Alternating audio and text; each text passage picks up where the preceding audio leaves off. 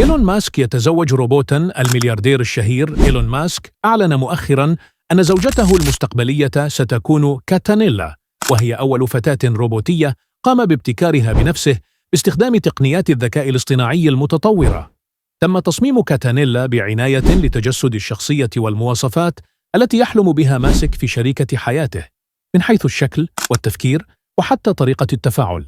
وقد تم تداول صور ومقاطع فيديو له وهو يرقص مع هذه الروبوت الأنثوية والتي تشبه البشر إلى حد مذهل على نطاق واسع في مختلف منصات التواصل الاجتماعي، الأمر الذي أثار جدلاً واسعاً وانقساماً بين المتابعين.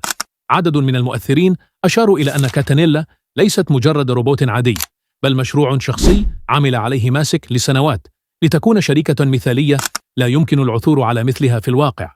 هذه الخطوة تطرح تساؤلات عديدة حول مستقبل العلاقات بين الإنسان والآلة، وحدود استخدام الذكاء الاصطناعي في حياتنا الشخصية. ما رأيك أنت؟ هل يمكن أن تحل الروبوتات يوماً مكان البشر في العلاقات العاطفية؟